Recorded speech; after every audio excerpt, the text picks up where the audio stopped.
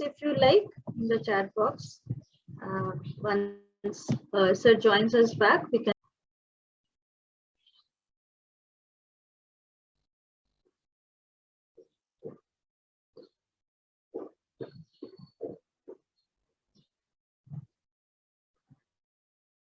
Right. I guess there was some problem there in internet. Yes. Or, Welcome back, or maybe sir. all of Please. people maybe got bored and they wanted just me to kick me out. That's the thing. Right. So apart from this, there are many other fields like robotics and AI. Behavioral economics and cyber psychology is another part where both things get connected to each other, and you can work in that part also. So these are all the fields which we can work with as a cyber psychologist. It's a big area, big things to work upon. So I think with this part, I will just send up because I've already taken a lot of time of yours. So no, sir, no issue. You can continue. We are having 5-7 minutes more time, yeah, so no problem. Put up for the questions if you want to have one or two. Yes, a number of questions are there. So thank you very much for this very, very informative and interesting session, sir. And okay, so there are a few questions like, can we virtually see the darknet? Yeah, you can see the darknet, but I'm not going to tell you how to see the darknet because it's quite risky. And you can get anything on darknet, you know, right from getting a gun to your powder on cocaine and other thing in very at your doorstep. They will come to deliver at your doorstep without knowing the basic police system. So darknet is very dangerous nowadays. In last 3 months, I got 3 girls who procured drugs from darknet from 800 rupees. And in a small town like so, now these girls are basically from schools and colleges, less than 20 years of age, and somebody told them, okay, how to enter into darknet. So this is quite difficult to say on platform. Don't try to go to darknet. Once you access that thing, you will be surprised to see you can get dead bodies. Also, you can get a complete tanker, a military tanker to purchase, a complete aeroplane to purchase there. Anything you think about in this world, you can get at your doorstep. That's a very dangerous thing. Okay. All right. So next question, what are the roles of neurotransmitters in cyber psychology? Obviously, as I said, key chemicals are responsible there, and neurotransmitters, there are a lot of research. Since it just I'm trying to just hold on, I'll just show that thing if it starts.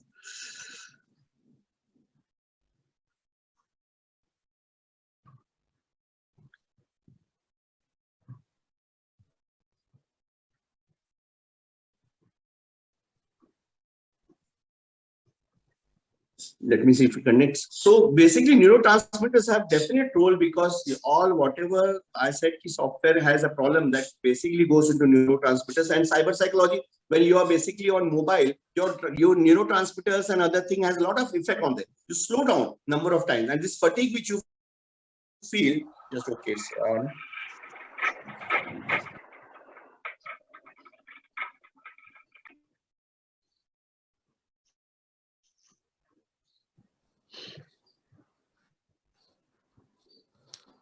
The fatigue which you feel or the drainage which you feel at the night if you have excessive mobile usage is because of the neurotransmitter which is creating problem. So it's a big topic usually when we talk about neurotransmitters and psychiatry and neurology. We did a lot of work here with psychiatry department and other things. So obviously it is affected. Okay. Is the voice clear with all of you? Yes, sir. We can hear you. So another question, how virtual reality can be a part of educational research? Means how can we relate these two together and do a new research in this area? Only thing, the most important place where virtual reality can be a part is education itself, medical and education. So you can definitely work into education sector. Like now, the few universities are coming up there in US, which is only virtual, complete virtual with VR sets. So you can search on internet, you can find out one university, they are putting a VR for every student. And so definitely it's going to have a pros and cons, both the thing. It's not only positive is going to be there, because when you put up VR, obviously you're playing with your mind at that moment. There is something which is illusionary things coming up. But like in Kerala also, there was one institute, one school which came up with the virtual part to show children how animals look and how basically you can see, you can feel that thing. So VR can basically, virtual reality can make person feel that thing, and a distant plate you can have a better education system. Now pandemic, like schools are closed down, everything is there. But other side also you can see today I am there just because of this system platform. All over world people are listening to me because just because of the Zoom system or whatever system you're using. Same with other part also. People can go for Yale University, Harvard University, all world over university they can join because of the VR. So VR is definitely a very good part, and there are a lot of work going on already in VR. We have started only with clinical part, counseling part, that are two phobias, claustrophobia, other things. We are not into yet into education, but we got few inquiries where people wanted to start something VR with education. So it's really a scope area. Right, right. Thank you very much, sir. There is another very important question. How to motivate students to overcome PUBG addiction? So now this is all about creating awareness. First of all, when we did a tie-up with Bharati Vidya Bhavan School, and we made a compulsory sessions for them, four sessions in 3 months for teachers, for parents, and for students. We got a tremendous response pre-lockdown period. We got a tremendous response. Parents, they flooded with messages that our children came back home and they basically uninstalled the PUBG. They were trying to check the camera of mother and sister. So they were aware about that thing. So they need to create awareness. What happened? Usually we'll tell them, usually what we do, we talk them on the social cause. Don't play, you're wasting your time. Don't play, you study, or don't play, you're going to get basically ruined with this thing. We don't tell them the scientific aspect. As I said, there is always a cause-effect relationship. We need to tell them what exactly happens, like the front camera concept. Wherever, whichever schools I have conducted more than 1,600 workshops.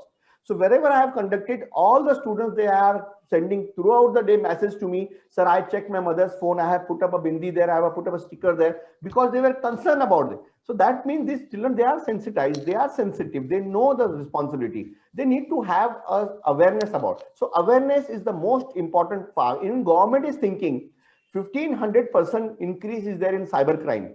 1,500 during this pandemic period. It's a big number. 500% was for in first 3 months. Now it is 1,500%. So the only thing government is thinking is about the prevention part. Every city, every state, they need to go for preventive program for students, for colleges, for communities. So we are doing it. If you go on Facebook, you'll find daily I have 2 hours, 3 hours workshop. My students, they are doing workshops everywhere in every city. Right, right. Sir, there is another very important question. At present, coding is included within the school curriculum.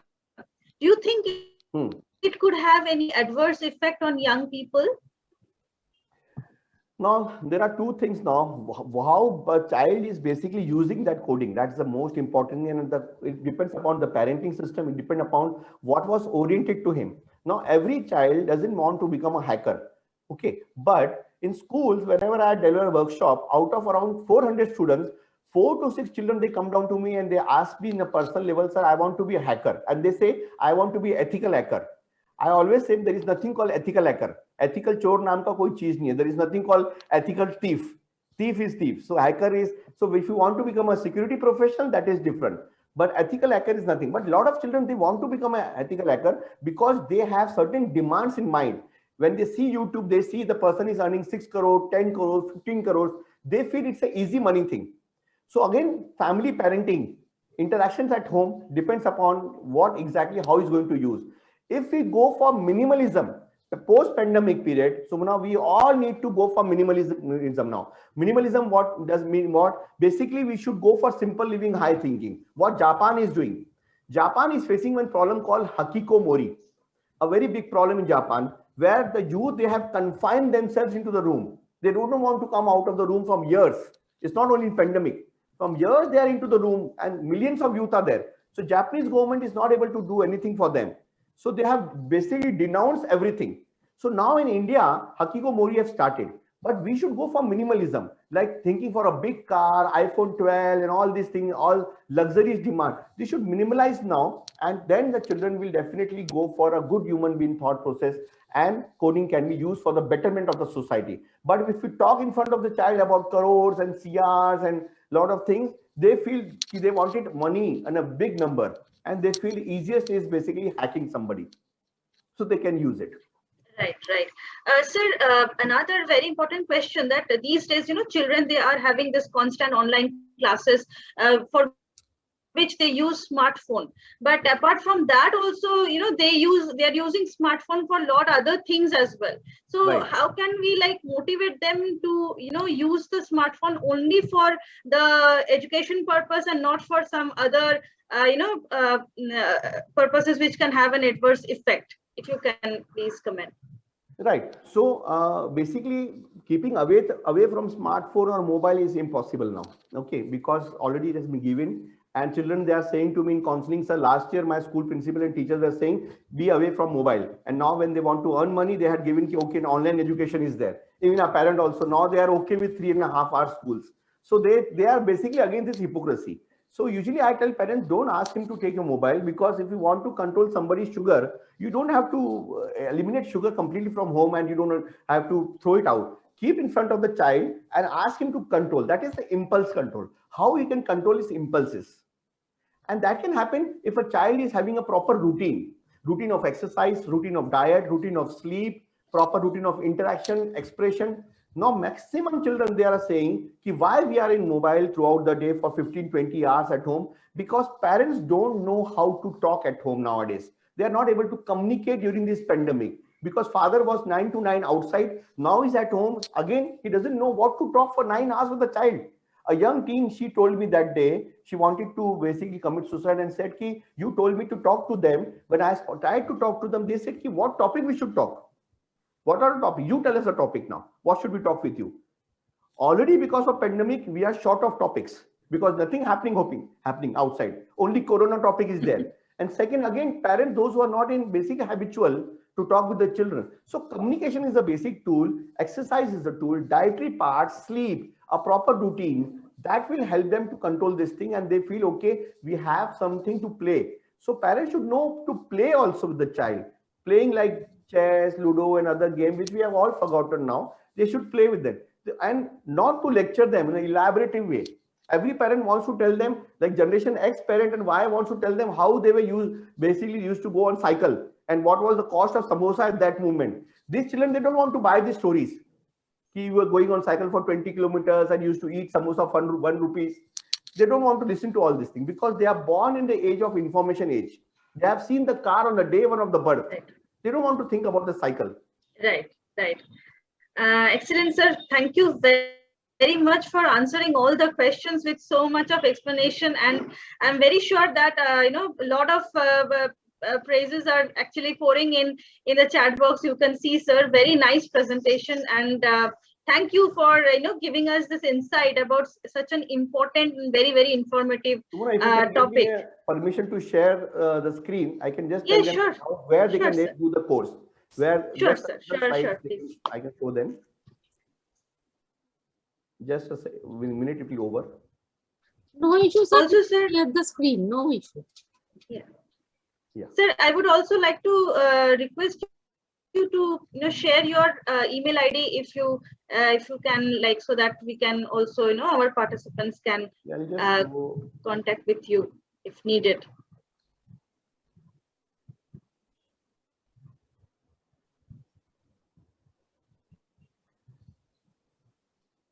So they can go for the content moderator, and this is one thing which is coming up now, Neuro VR and cyber psychology. It's a conference there in abroad where Parkinson's and other things are taking, basically this specialists, they are taking help of cyber psychology to control the disease and disorder in that way.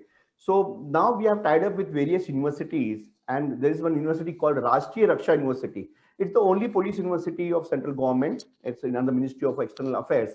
And there you can go for online and offline. This time you have an opportunity to go for online course. Later on, it's going to be completely offline next year. So those who want to take an opportunity, they can go for diploma in cyber psychology. Okay, so diploma in cyber psychology is one course which they can go for 6 months course, online course, and they can avail from this. On 26, we are starting this course at Rashtriya Raksha University. Apart from this, we have our own institute called Central India Institute of Psychological Science. Basically, we have private courses there. But if you wanted to go for university course, you can go for Gandhinagar course. For international, we have with Dublin, Ireland, and we have IIIE Slovenia for digital psychology and behavioral economics. Even there, you can just put me a query and I can give you details about that.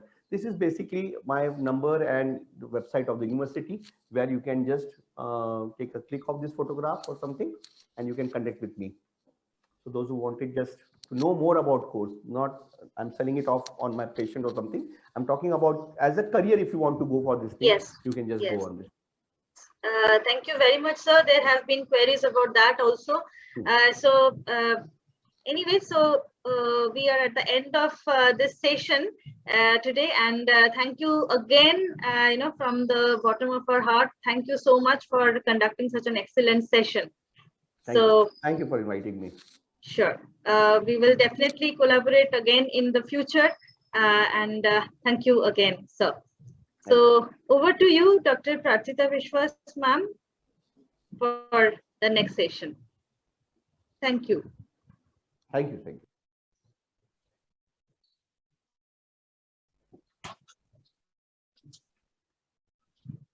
Yeah, thank you, Shomana ma'am, for the lovely time we had together with Dr. Rakesh Kriplani, and thank you for your moderation also. At present, we wanted to have a surprise speaker who is Mr. Dan, and he is basically a cyber psychology as well as memory and intelligence expert. So we wanted to have him right now. But at present, unfortunately, he is having a very low internet connection as well as a bandwidth. So we may wait for 2-3 minutes, because we know that our time is very precious. So we will be waiting for him for 4-5 minutes, and let us connect to him. So if it is not possible for him, then we will be ending the session, right? So he is actually a memory and intelligence expert, written a lot of books. He has been 20 years in the psychology field. Would have been better if his internet and every connection would have been better. However, we will wait for 2-3 minutes, and let us see that if he can log in. Otherwise, we will have to fix that for tomorrow. Okay, I hope that you all agree with me to this point, because it is actually the participants who are the main persons who are listening. We give great importance to the participants. So definitely we will wait for him. He has told to wait for him for 2-3 minutes. So kindly wait for some minutes. And if he is actually totally unable, then we will be closing the session with the vote of thanks. And for tomorrow's session, I will be giving you some of the details, right? So thank you for patiently listening, and let us wait for some more minutes, and then we will take a call, right?